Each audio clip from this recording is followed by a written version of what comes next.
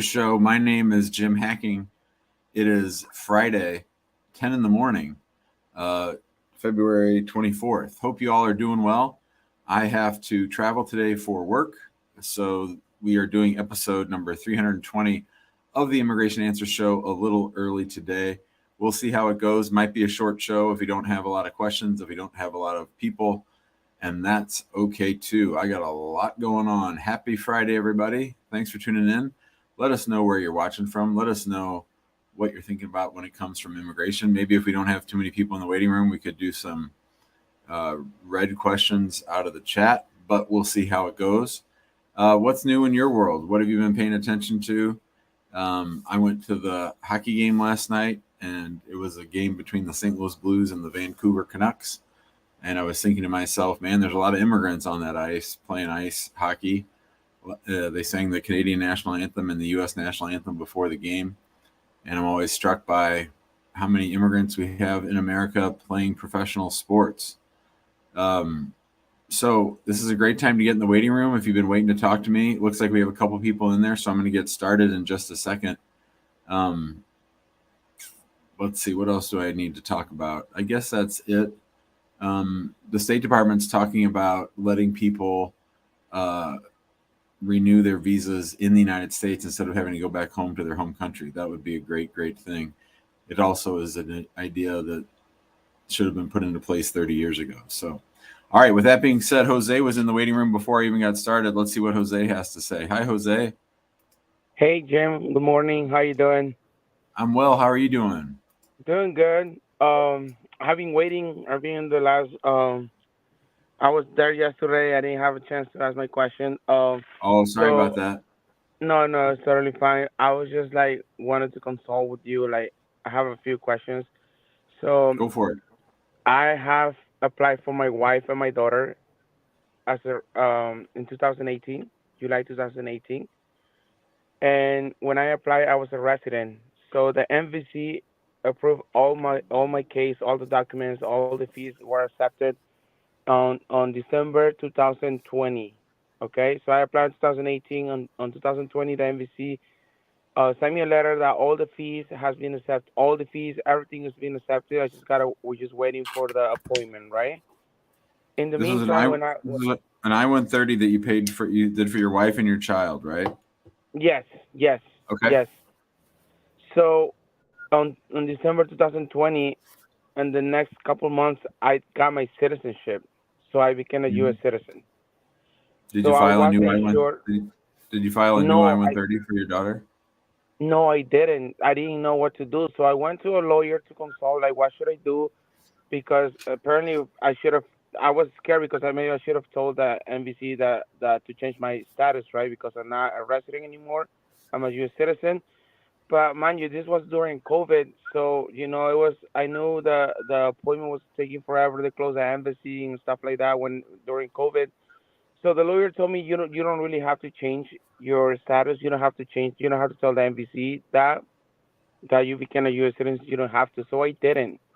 So it's been over like more than 2 years that I'm still waiting for the appointment. So I'm on this group chat of people in my country that they actually applying are in the same case as me, and all the cases that were approved by the MVC on 2000 December 2020, they're all gone. They're on March 2021, and there are several cases where they have told me that when they went to the embassy stage, in the embassy stage, some people have told me that you should like do something about it because when the consul is gonna ask your wife what's your status, and your wife of course is not gonna lie, she's gonna say you're a citizen. They're gonna deny your daughters. They're gonna approve your wife, but they're gonna deny your daughter because your daughters Well, come with a not different. deny her. They're not going to deny her. They're just not going to give her a visa because you need to file a separate I-130 for her. So Okay, that so that's the lawyer made a big mistake. The day you naturalized, you should have filed a new I-130 for your daughter, and now you've lost 2 more years. So you need to file an I-130 for your daughter right away. okay. So does that mean that's gonna start from the beginning? From the I had to file paper from the very beginning, or just from the MVC part? You have to file a new I-130 with USCIS. You're starting over for your daughter. And does that mean is it gonna take a long time if now that I'm gonna applying as a citizen, as a U.S. citizen, or It's going to take a long time. Yep. it is? Yep. And I can't say like an expedite, like or saying about my situation, like about how No, my you can't expedite it until you actually file it. So number one is you have to file it. Number two is after you file it, I don't know that they're going to want to expedite it because they're going to say, Jose, you should have filed this thing 2 years ago. You sat on your ass for 2 years because you made a mistake, and now you want us to hurry up. They're not going to do that. okay, okay. So So so really, what needs to happen now? I mean, it's getting a little bit complicated. You might want some help, but what needs to happen now is you need to slow down your wife's case. If anything happens there, you need to slow that down so that you can get your daughter's case on file, get it moving, and then try to join them together. okay, and by slowing my wife's case, what do I have to do? Like, I should tell the NBC that I'm Well, waiting. I don't think you need to do anything until they reach out to you. So if they is what stage is she at? Documentarily qualified or something else? Documents are qualified. Yeah. Yeah. So just wait and see what happens. Just get that I-130 on file fast, and then go from there. We'll deal. You can deal with the other stuff later, but for now, just get it on file. And you can take my case if I need to like to like. Yeah. It's funny. This is the second person. You're the second person this week, or in the last week and a half, who became a citizen and didn't know they needed to file an I-130 for their kid. It's actually, I was just thinking about it while you were talking. It's something USCIS should explain to people before they naturalize. Maybe Yeah. I'll do a video on it. Yeah, or maybe I just should have waited. I should just Yeah, never that's the like other thing. Yeah, you could have I waited. should have just waited until like. And would you be able to Would you able to answer my question? Why is it that all the people that in my country that have been approved, like that have been approved for the NBC like in 2020, all I their don't know. appointments are gone. Like Maybe they're waiting for you to file an I-130 for your daughter. I don't know if they're that advanced, but that might be why. that might be the reason, right? Might be. And do you have like price range, like how much would you charge if you were to take my case from now, like just Yeah. So our legal fee is usually 5,500, 5,500. and you can And pay can you over. break that down? Yeah, so you need 2,500 up front or 3,000 up front, then you can pay the rest over time because it's going to be a year and a half. So that's the minimum time that it's gonna take, the least time that it's gonna take for my daughter like to catch At up least with a my year and a wife, half. At least a year and a half. Yeah. even as a U.S. citizen. Yep. And Well, where can I get some more info if I wanna like hard like yeah. So send us an email, info@hackingimmigrationlaw.com, info@hackingimmigrationlaw.com, or call 314-961-8200. It's all on the video. okay. All right, sounds good. All right. Thanks so much. Thank you. Appreciate it. Thank you. Bye, Jose. You got it, man. Sorry about Thank you. that. So that's a lesson, everybody. That's twice in 10 days that we've had someone on who became a U.S. citizen, didn't know that when they became a U.S. citizen, they then needed to file a new I-130 for a child who was on a petition. Hey, we have some good news today. Check it out. Our buddy Housey from Down Under is getting married today. How about that? He's coming on the show. No show tomorrow, Housey, and I hope you do something more fun than hang out with us on the day after your wedding. But come on Monday. We'll be back at 4 on Monday. But I'm sure you have more fun stuff to do over the weekend. But we'll be here on Monday, and we'll be very happy to meet her. All right. That's good news for Housey. And I'm wearing my Cardinals gear instead of my Jets gear, so he can't bust on me today. Ha. All right. Let's say hi to Safwat. Safwat, you there? Yes. Hello, Mr. Jim. Thank you so much for taking the call. I came yesterday and I wasn't able to talk. Oh, well, here you are. So I really appreciate your time. So actually, I'm trying to just squeeze all my information very fast. We came with my wife with a visa like 2001, and we applied for asylum. The case is denied, and during that time, the clock was stopped and wasn't able to get a social security and work permit. And then we got two kids born in this country. The oldest one gonna turn 21. So in around 2012, we got to reopen our case, and then the case reopened, and we was able to get a work permit and social security for me and my wife. Then the case is denied in 2021, and we appeal with Board of Immigration Appeal. We submit the application, and we submit the brief in last August. So now they got it like a 6 months ago. They received the brief for the appeal. So it is right now. It is a board in the BIA. So do you right now? Do you have a deportation order on you? Yeah, I am in removal proceeding. Yes. So you have a deportation order. You've been ordered deported. You're right. Yeah. Okay. So now it's still pending with the Board of Immigration Appeal, and now my son was willing to help us. He's turning 21 next month. You better. So my question is, if the case is still pending with the BIA, we're gonna submit it to the San Francisco Immigration Court, or if the BIA got a decision, we have to submit the I-130 with USCIS. When you should be ready. When does he turn 21? Next month. So you should be ready to file the day after he turns 21. You file it with USCIS. Everything else, leave that alone. Just file I-130 for you, one for your wife, and then you have to get that. You get USCIS. I would say you have a lawyer on the deportation case. No, actually, we used to have one, but he's the one he messed up everything. So, well, you're going to need a lawyer to notify the BIA and everybody that you have this I-130 pending at some point. But I would get that I-130 on file right away. That would be my focus, being ready to file on the very first day. And then once you get that back, then you can start to worry about the deportation order. But first, you can't do anything about the deportation order until the I-130 is approved.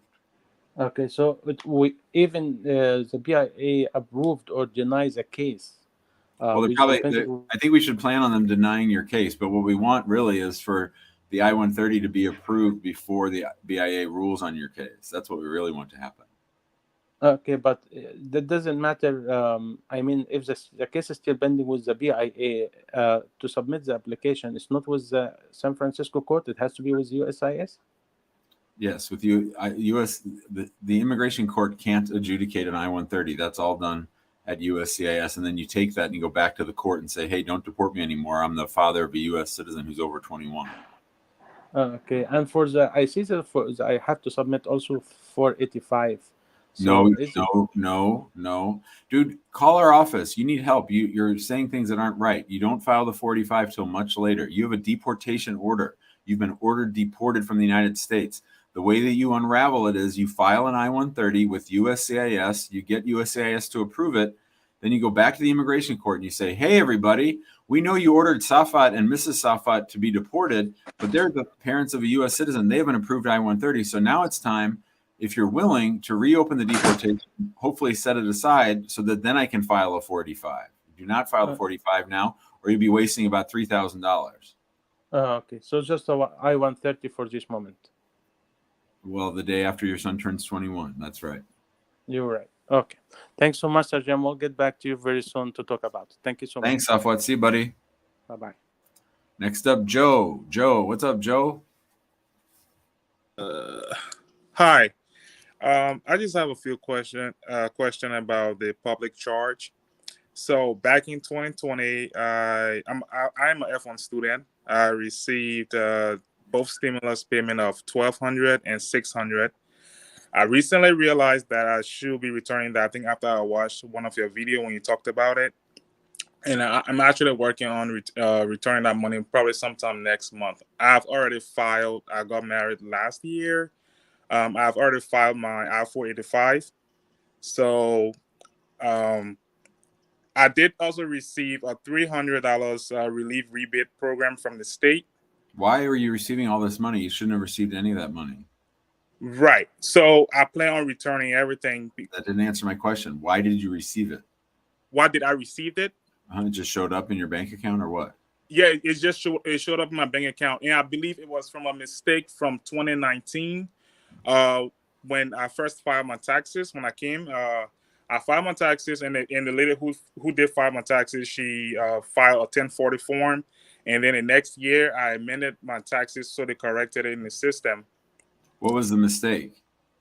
She filed a 1040 form instead of the 1040 NR. Okay. So they amended it already. Then I realized, oh, maybe that's the reason why I was receiving all this money when I shouldn't have gotten them. That makes So sense. I did plan on return everything back to the state. Just real quick, don't be in a hurry to do that. I don't think you have to do that right away. You might want to do it because it's the right thing to do, but from an immigration standpoint, I don't think it's going to affect your public charge determination. But go ahead. Okay. So that was actually one of my questions, because I was hoping that doesn't affect me, and I was just going to return the money and probably keep like a notice or like a record of me returning the money to the state. I think that'd be good, but don't feel like do what you want on that. I'm not going to give you advice on that either way. All right. And my next question was on my I-485. It had a question there asking for the public charge question, part 8, public assistance, question 61. It reads, have you received public assistance in the U.S. from any sources, including U.S. government or any state, county, city, or municipality? And my answer was no. I think that's an accurate answer. Okay, so even though I received a $300 check in the stimulus payment, my answer is still correct to be no.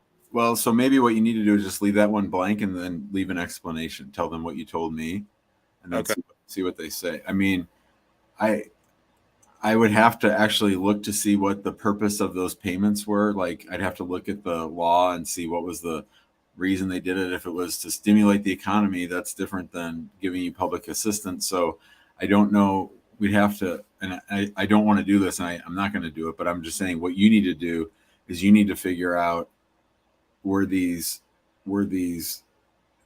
public benefits or not? Okay. I think it's probably something that's hard to research, and there's not going to be a definitive answer. So you'll either want to tell them and let them decide, or do your best to figure out what you think. What you don't want is for them to think that you're lying about it. That's the biggest thing. Okay. So yeah. I know I'm not giving you a real answer, but that's because I don't know the answer. Okay. Yeah, well, that's why I just decided to send the money back. And actually, I've already. So even though I said no, but I plan, if I happen to get to the interview, I plan to explain to them in details what happened and why I said no on that question. Good. And because for the 300 relief rebate program, I saw somewhere in the check where they say it was a budget surplus. So that's the reason why they distributed. That doesn't sound like public assistance to me. Right. Yeah. So I saw that in there too. So because I've been doing my research too as well. And yeah. So sorry. My next question here was, would you advise for anyone to submit additional evidence to USCIS if they haven't requested an RFE? I never advise sending them extra stuff unless it's asked for.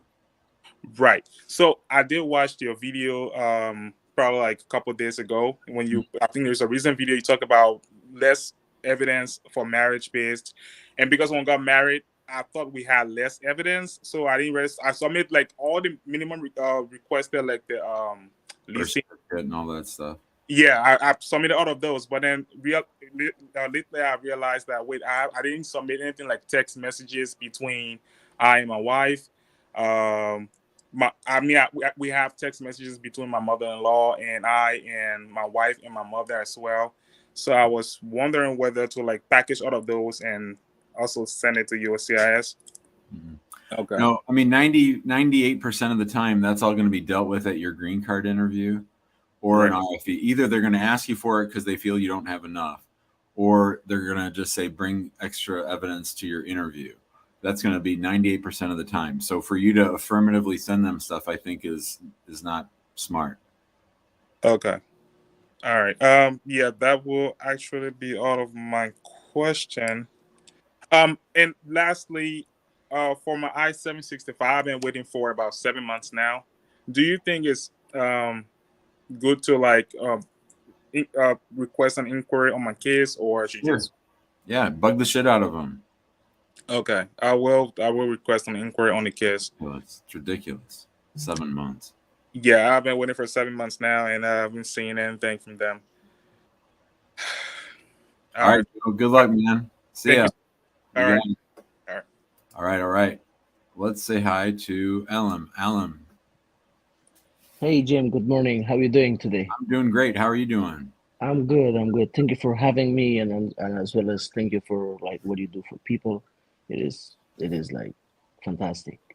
Okay, Jim. So I have a question. I just got my citizenship, naturalization citizenship Congratulations. last. Thank you in the last month. And my question is regarding my spouse. I mean, if I follow up his case out of the US, I'm from Afghanistan, by the way, and how to apply for my spouse. I mean, Where's if your I put spouse? in Afghanistan, Okay. And you want to file you have never filed for your spouse no, before? not yet. I was waiting to get my citizenship, and then So you have to file an I-130 petition and an I-130A with USCIS. That's how you start it. okay. I mean, the point is, the current address. Like, if I get to the Afghanistan, am I gonna mention that my current address in Afghanistan or the US? The If I US. follow up US, right? You mean for you? Like what address are you going to list for Yeah, you? Yeah, right. you list your US address. That's right. So there is no point that I mention. I mean, on the form, there's nothing to mention.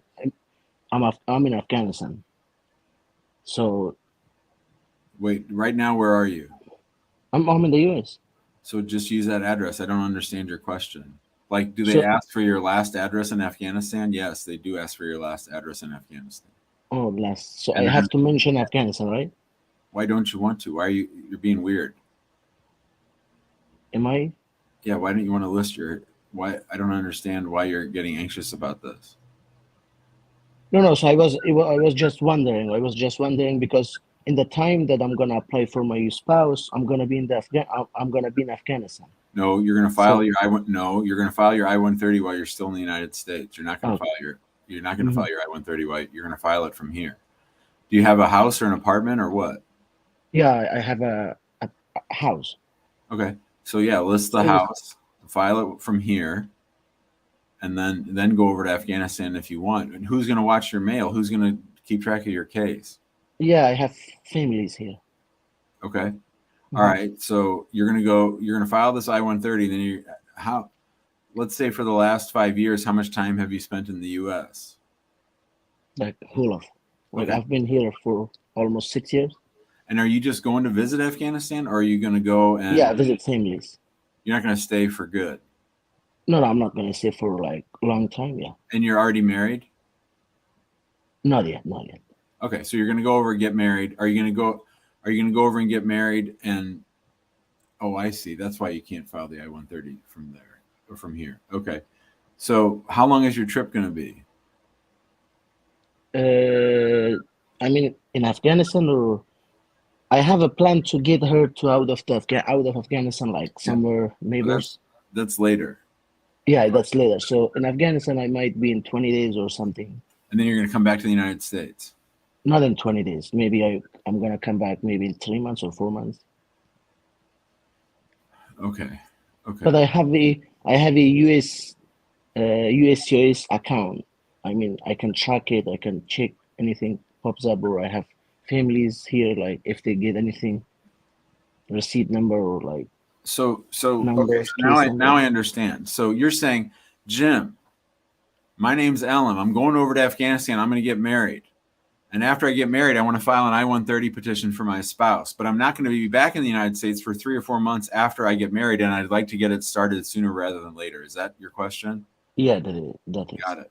So you need somebody here to help you, right? So what I would do, first of all, I would hire a lawyer. But second of all, if you're not going to hire a lawyer, I would have everything ready except for the marriage license, the marriage certificate, so that you go over there, you get married, you've already signed the forms, you've already documented everything, it's all ready to go. And then when you get married, then send the marriage certificate back and have it filed. Now, I've never that I know of filed. Oh yeah, we have. Yeah, we file I-130s where the spouse is overseas. Yeah, you can do Yeah, that. You don't yeah. have to be physically in the United States to do that. We've done that. Right. Yeah, yeah. but it's gonna take some. You're gonna have to be organized, right? Like you're gonna have to have everything ready. Like you're gonna need wedding photos and all that stuff. Yeah, that's You right. know, That's right. do you know the person that you're gonna marry? Do you know who that is right now? Yeah, I Yeah. have known her for almost 3 or 4 years. Like, So if we are if I were engaged. if I were handling this case, I would get everything ready before you go over and get married, and then the only thing we have to do is write down the date of the marriage, the certificate of marriage proving that you're married, and then send it off before you come. That way, you get 3 months before you come back to the United States. That's good because your case is going to take a while, especially Afghanistan. No. So in this case, in this time, like Afghanistan, it get approved. Like it's not something. Yeah, takes a while. God willing. Yeah. In Afghanistan, like situation is not good. Yeah. And my last question is regarding, like, I was refugee in Indonesia. I was refugee in Indonesia. The point is, I already lost it, whatever I gave it to the USCIS. I mean, not the USCIS, USCIS over there. I mean, for my sibling.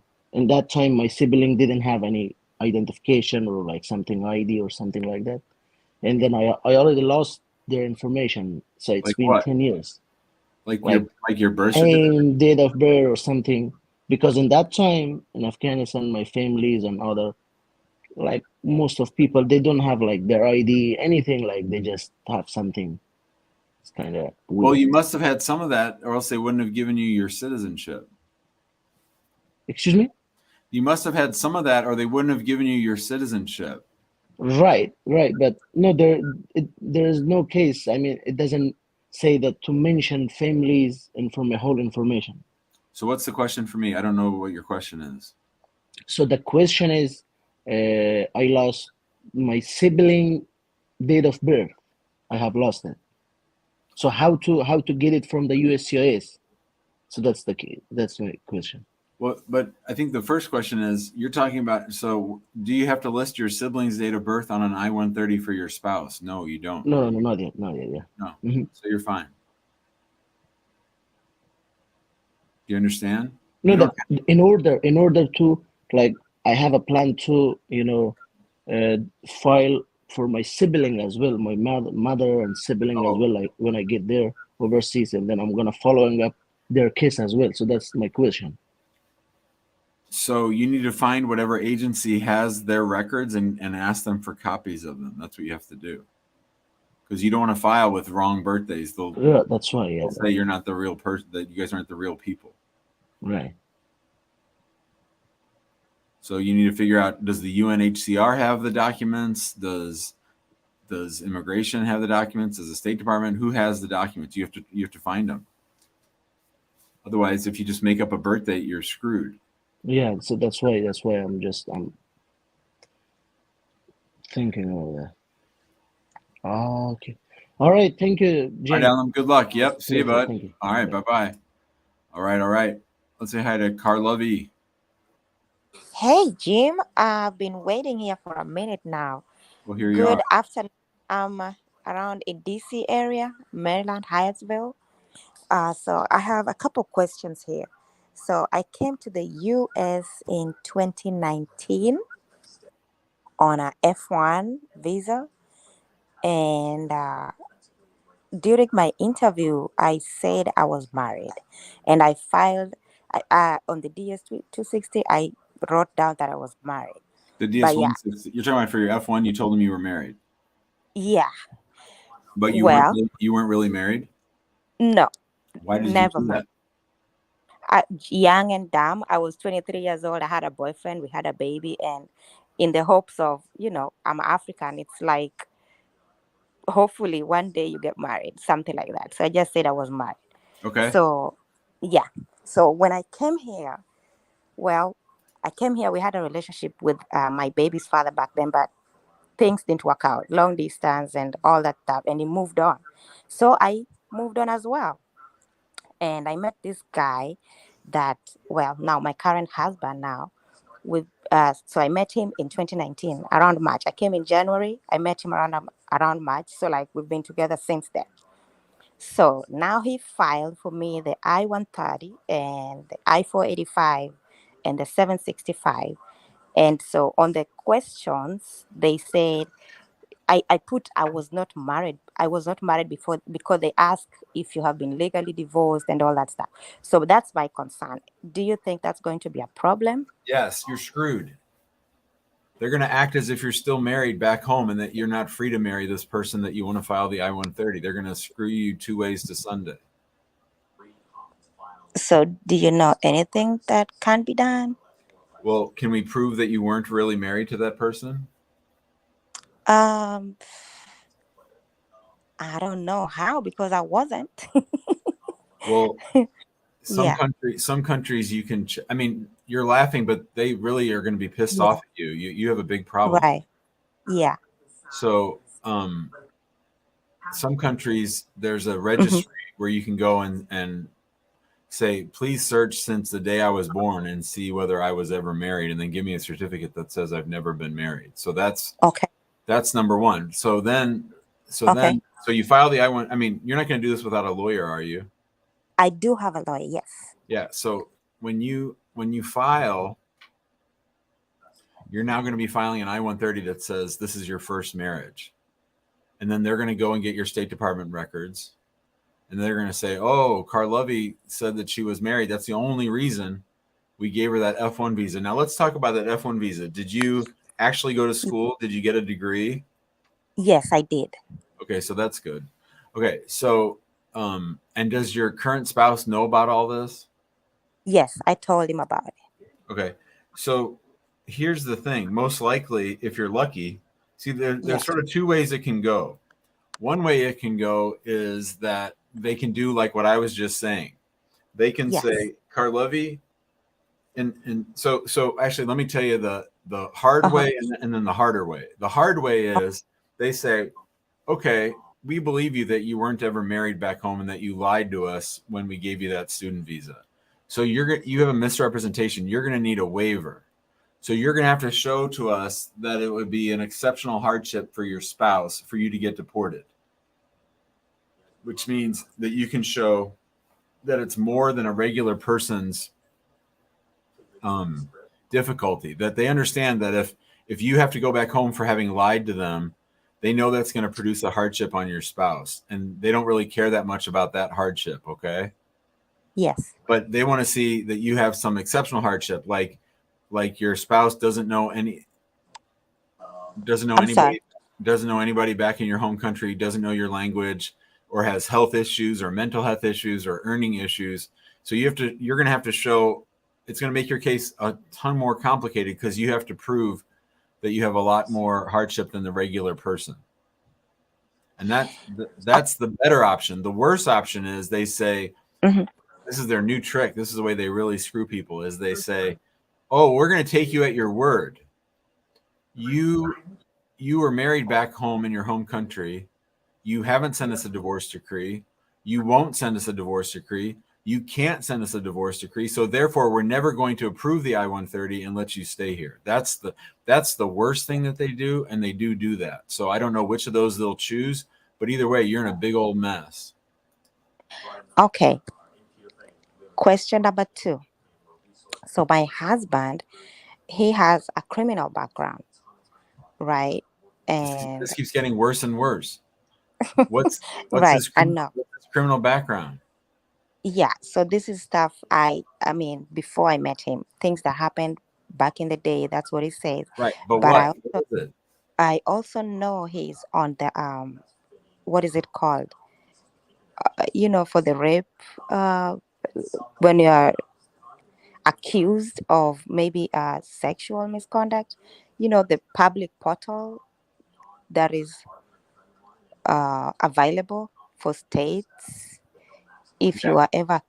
Yeah. The registry he's on the sex offender Yes. registry. Yes, Yeah. correct. So he's probably not eligible to sponsor you anyway. This is not good. If he has a sexual assault, he might be prohibited by something called the Adam Walsh Act, which would prevent him from. He's not eligible to sponsor you. So this thing just went from really, really bad to probably not going to happen. Okay. Even though we have a son, a baby together. Yep. He's statutory. I mean, it depends on the exact crime and everything, which is why I was pushing you. But Yeah. if it's a sex thing, and if he's in the sex offender registry, then it's almost for sure an Adam Walsh Act, which means he can't approve you for an I-1. He can't file an I-130 for you. And of course, are you still going to school, or are you now a visa No, overstay? I graduated and got my OPT. Of course, now it's expired. So yeah, How long ago did it expire? it expired November 2021. Can I ask a question? Yes. You said you already have a lawyer, right? Yes, I do. What did they say? Did they say the same things that I'm telling you, or did they say different No, things I'm telling you? no. And honestly, I didn't talk about the marriage part because I in my mind I knew it was not there, so I didn't even mention it. You mean the fake marriage in back home? Yeah, yeah. What about the Adam Walsh problem? Did the lawyer tell you about that? No, I didn't. I just they just know he has a criminal background, but they didn't even ask the specifics. So, And okay, here's fingers crossed. You haven't filed oh, yet, right? I have. Oh my God. Oh. Okay. So we So have it was big problem. I mean, first of all, yes, let me say thank you for being honest with me at least. Like let yeah, today, February 24th, 2023 be the day that we all recognize that you finally told the truth about the seriousness of your situation. Now, yeah, you probably should have done all that with your lawyer, because yeah, if they're watching the show, they're like, holy shit, that's my client. She didn't tell yeah, me she didn't tell me that she has a fake marriage back home. She didn't tell me that her spouse has an Adam Walsh Act violation. Here's the thing. You yeah, totally shouldn't have filed, because now you're raising your hand. You're saying, "Hey, everybody, you forgot about me. I finished my OPT. I didn't leave the United States, but now I'm married to this person who's on the sex offender registry, and yeah, I have this fake marriage that you know about, but my attorney doesn't know about. So this case never, ever, ever, ever should have been filed, because now you raise your hand and say, come deport me." yeah. Wow. Damn. Wow. I'm really sorry. This is a huge mess. You are in big trouble. Yeah, and I filed in 2021, and to this day, there's no response yet. So here's a good question. Did Yeah. they ask your spouse to Oh, come yeah. in? Hold on. Did they ask your spouse to come in and get fingerprinted? Yes. They asked your spouse to get fingerprinted, or you? Yes. Yes. Both of us. Okay, so just so that everybody knows, when they ask the U.S. citizen to come in and get fingerprinted, that means Adam Walsh, because they're checking their database to make sure that this is the right sex offender. Okay. And well, we received RFEs too, but the I RFEs did bet you not. did. What did the RFEs ask for? It wasn't much though. The RFEs asked for a sponsor, additional sponsor, because of uh, like Your his attorney. financials. Yep. Yeah, and then that was for the four. That was for the 40. 130, Yep. That and was for then the they all 45. no, that was the 485, and then for the 130 they only asked for an updated I-130 form. That was it. Okay, so that I don't think you can feel too good about that, because all that Yeah, means is that those are like this case wasn't filed well, like the financial isn't here, the I-130 needs to be updated. Like yeah. those are they haven't got into the meat of your case yet. So sometimes, Okay. I mean, I would never tell someone who's not my client to withdraw a case, but man, you're pretty close. Yeah. You're not going to get a green card, and all you're really doing is raising your hand and saying, "Hey, come deport me." Is there a way out of it? Not through this marriage. Nope. So what would your advice be? I don't know, sweetheart. Just sit and wait? I don't know that I really have any advice. I don't feel comfortable telling you to withdraw the case, but I don't know that Yeah. anything good can come of it. Right. Do you think there's anything that you can do to help? No, this isn't a case we would get involved in. There's not. I can't add any value to this. The only thing I would do, if you had come to see me on these facts and like you were today, honest with me, I would have, and this is why I was surprised when you told me it was actually on file. I would never have allowed you to file this case, or I at least wouldn't have ever filed it for you. That's for sure. Yeah. All right. Good luck, Karlovy. All right. Thank you, Jim. Okay. Bye bye.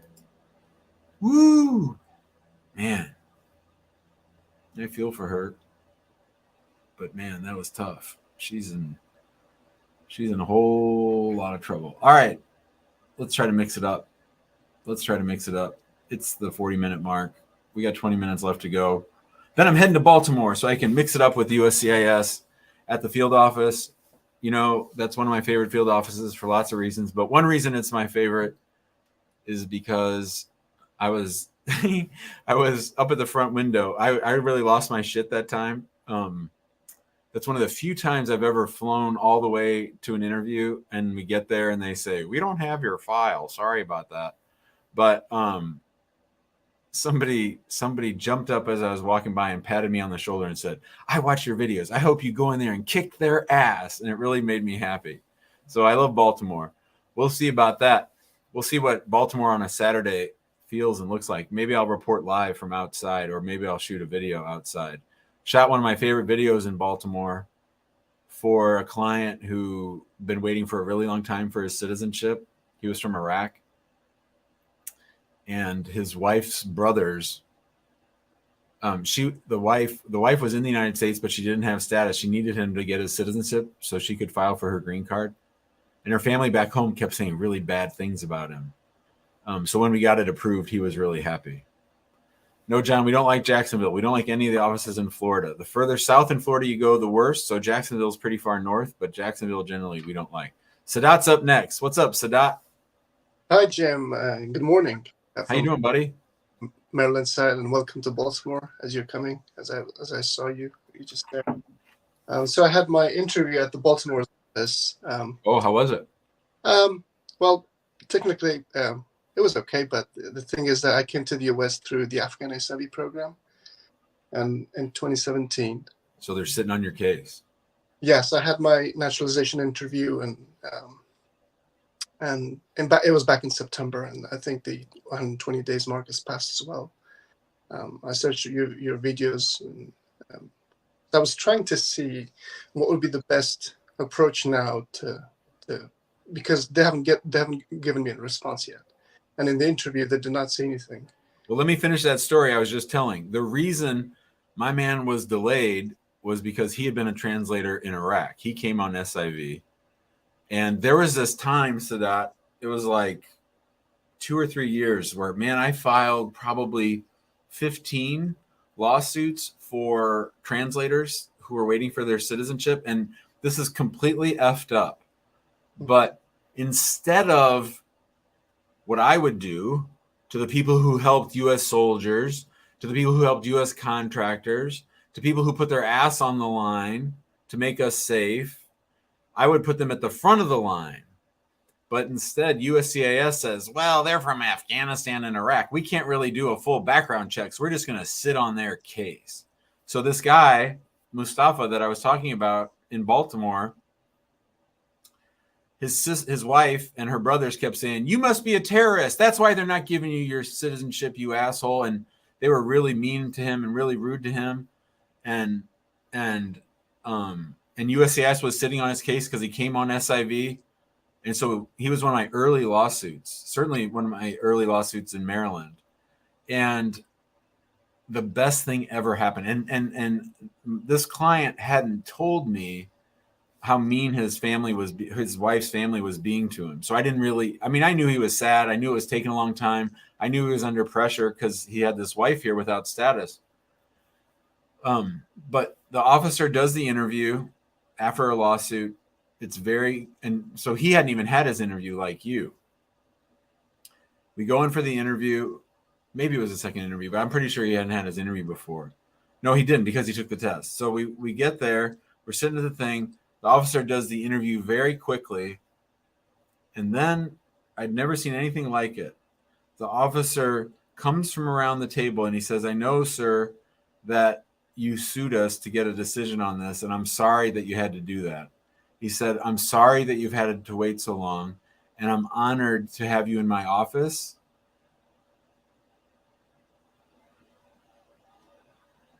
And I'm grateful for the service that you showed to our country and to the people in the military. I think my man, the officer, had been in the Army or the military. Of course, it was the number one thing my client needed more than his citizenship was for someone to acknowledge his humanity and the work that he had done to help. And so when we got outside, he started bawling. He was just crying. I was crying. It was really sad, really sad. And I was really happy. And so he got his citizenship. So I don't know. That's my Baltimore SIV sitting on my citizenship case story. And if you're past 120 days, I got to think they're going to do the same thing to you. I'm not saying you need to sue them today, but if you need to sue them, just let me know. Yes. Yeah. Okay. Yeah. I mean, I never went back to my home country in this past 6 years and never had the chance. Yeah. So in other words, your security clearance is the same as it was when you got your green card. Nothing's changed since then. So they're just sitting on your case because I think that there's this SIV thumb mark that they put on the naturalization that you can't get off. I mean, I know that SIV guys have gotten approved, but I know plenty that haven't that need that lawsuit to get that thumbprint off. Even my spouse had an interview, but she passed her test. Of course. And did she get it? Yes. Yeah. They always do the wife first. Yeah. So just let me know whenever you're ready. So the best. I mean, I contacted the senators as well, and I'm still awaiting their response to see if they can do their help from their own side. Like I said, whenever you're ready, we're here. 120 days. You got a silver bullet. It'll be really quick. I've sued that damn Maryland. I've sued that damn Baltimore office so many times. They're one of my favorites, Baltimore and Chicago, because so usually what happens when you sue is they get 60 days to answer. And usually they wait till the U.S. attorney to tell them to start working on it. But Baltimore goes to work right away. Chicago goes to work right away. And Dallas goes to work right away. So I don't think you'd be waiting long if you sued them. Okay. All right. Thanks. You. See you, buddy. Yeah. Thanks. All right. That's some BS. You heard it here. That is some BS. Treating people like that, especially the people that helped us out. Marie's up next. What do you say, Marie?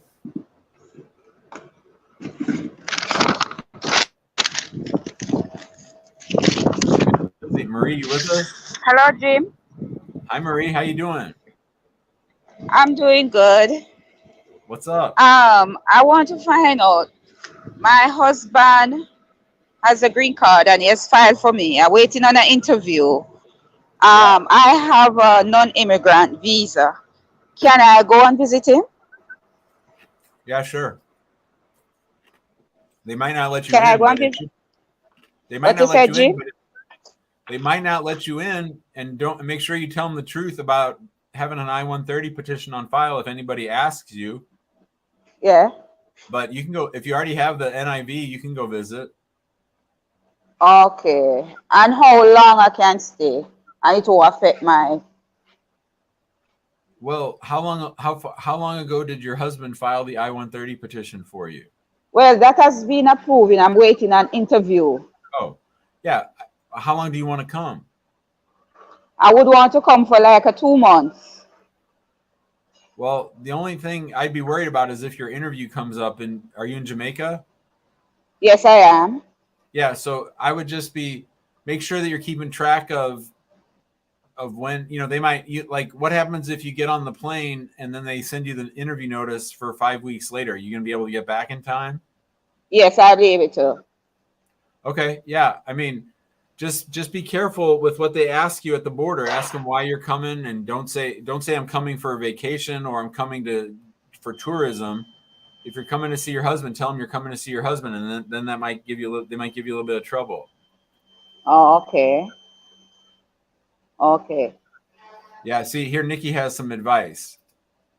Yes. I always visit my husband. They just give you the same 6 months. When asked what's the purpose of travel, I just tell them I go to see my husband. I spent the whole summer.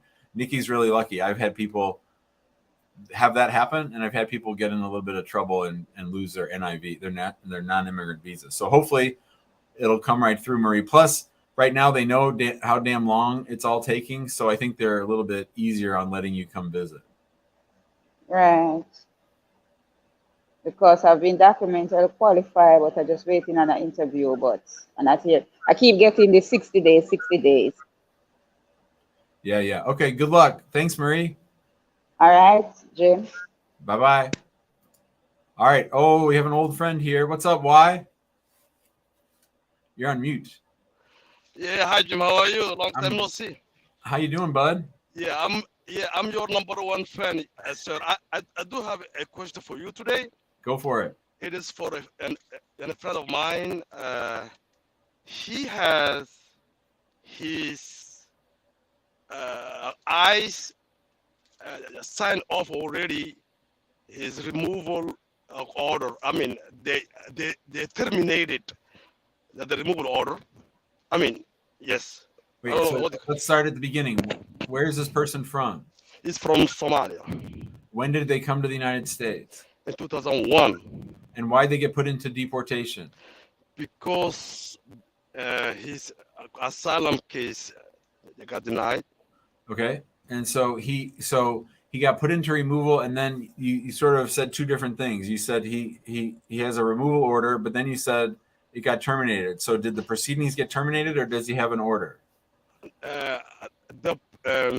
He asked ICE attorneys to terminate his final order of removal because he got married to a U.S. citizen. Okay, sure, I got you. So on after they did sign those paperwork, he has to present it to the immigration judge. Sure. But it's kind of taking too long for the immigration judge to sign off. Mm-hmm. So now, and it's been at their desk for about a month and a half now.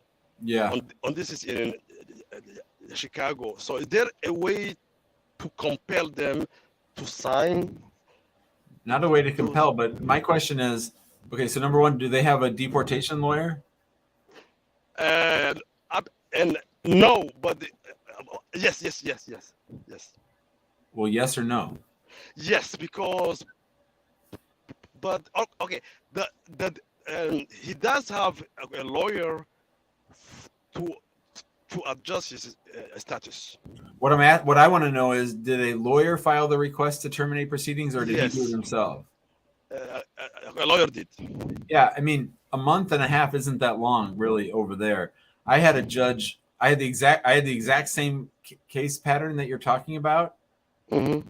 and my guy, I had the judge rejected two times. She approved it on the third time. So those judges in Chicago, they're crazy busy. So they're probably not going to. They might not even look at it for another month or two. Now they do have sort of marching orders to get rid of these cases. So I would say, here's what I would want to know about the lawyer. Is this a lawyer that does deportation every single day, is in that court every single day, knows all the prosecutors, knows the clerks, knows the judges, or is this a deportation lawyer that just does it every now and then like I used to do? Exactly. I believe that it is a lawyer that does mostly family-based cases. Yeah, so if I'm in that situation, I get myself the lawyer who's in Chicago's deportation court every single day, who says, oh, I know this judge, I know this DHS counsel, I know this clerk. I'm going to go talk to them and say, hey, this guy's ready to go. Can you please take care of it? That's what needs to happen. That's why it's just sitting on his desk, because nobody knows who that family immigration lawyer is. But as I'm saying that as already that's said, good. Okay. Yeah, but you still got to walk it through. Oh. You still got a squeaky wheel. Okay, thank you so much, my friend. Appreciate you. Hey, buddy. Thanks, Y. Yeah, good job. Later. All right. I was worried Y was driving, but Y is sitting still, so it was good to talk to old Y. We're always happy to see Y. And Y and Rocio are fighting over who's the best friends with the show. So I don't know. We got a lot of good friends on this show, and we're grateful for everybody watching. Rocio, I'm also sorry about your dog. Sorry about that. I saw that in the feed. Let's see what Paul has to say. Hi, Paul. Hey, Jim, how you doing? I'm great. How are you doing? I'm doing good. Hey, I just had a quick question. My wife and our I-130 has been processing for about 2 years. Same reason, like you said, the security checks pending. My question is, eventually we're going to have to do an interview in a 601. We met while she was working, and it was kind of one of those things where a friend of hers was like, all right, she arrived. I got you. Here's the job, show up and, and do what you got to do. We have no idea. Let's back up. Yeah. Back up.